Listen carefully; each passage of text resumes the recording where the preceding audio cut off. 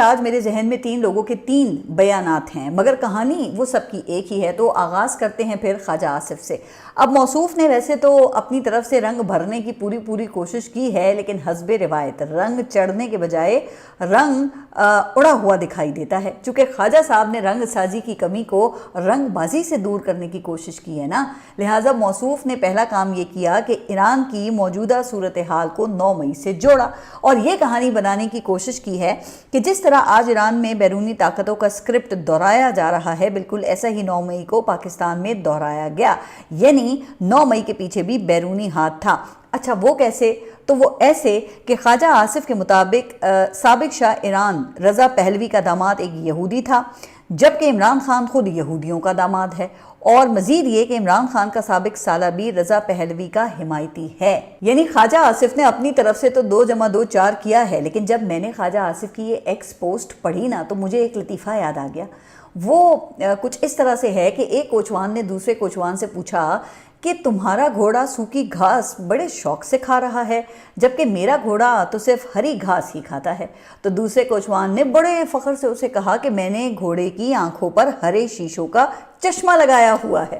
تو اب لگتا ہے کہ خواجہ صاحب نے بھی یہ پوسٹ شام کے وقت کالا چشمہ پہن کر ہی کی ہے، جس کا کوئی آپ دیکھیں نا کہ کوئی سر پیر ہی نہیں ہے۔ البتہ جو اصل خدشہ ہے وہ بہرحال ان کی زبان سے ٹھیک جاری ہوا ہے۔ موصوف کا کہنا ہے کہ عمران خان کی سیاسی پرورش کرنے، اس کو اقتدار میں لانے والے اور آج پاکستان کو گالیاں نکالنے والوں کو پناہ مہیا کرنے والے سب چاہیں گے کہ یہ مملکت خداداد ان کے تابع ہو جائے، دوبارہ ان کا پالتو برسر اقتدار آئے۔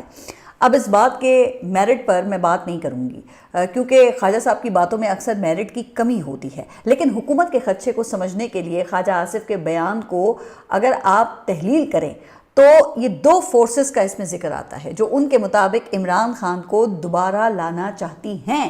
ایک سیاسی پرورش کرنے والے، جنہیں مسلم لیگ نون کے الزامات کی روشنی میں اگر دیکھا جائے تو ظاہر ہے کہ پھر اس سے مراد ایجنسیز ہیں۔ پھر دوسرا اقتدار میں لانے والے ہیں، اب اس سے مراد ظاہر ہے کہ جنرل باجوہ ہیں۔ اب چونکہ جنرل باجوہ تو آج کل کسی کھاتے میں نہیں ہے نا، البتہ ان کی ٹیم میں شامل کچھ لوگ وہ اب بھی موجود ہیں۔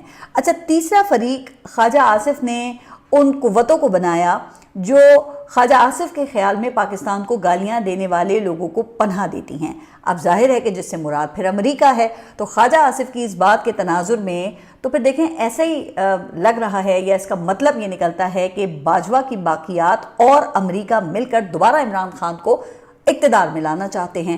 اب اس کی حقیقت کیا ہے تو وہ اس ولاگ میں آگے چل کر آپ کو واضح ہو جائے گی، لیکن موصوف نے یہ تمہید باندھ کر سامنے کس کو رکھا ہے تو اس حوالے سے ان کا کہنا ہے کہ جاگتے رہنا، یہ باہر بیٹھے نام نہاد پاکستانی، طالبان سے محبت بھرے مذاکرات کے حامی، وطن عزیز کی ترقی اور امن کے دشمن، پاکستان کو معاشی استحکام اور محفوظ مستقبل سے دور رکھنا چاہتے ہیں۔ اب پتہ نہیں کہ باہر بیٹھے کن نام نہاد پاکستانیوں سے خواجہ آصف کو خطرہ لاحق ہو گیا ہے۔ کیا کوئی دوسرا بیک چینل چل پڑا ہے؟ چونکہ اس سے پہلے باہر بیٹھے کچھ پاکستانیوں نے ایک چینل کھولنے کی کوشش تو کی تھی۔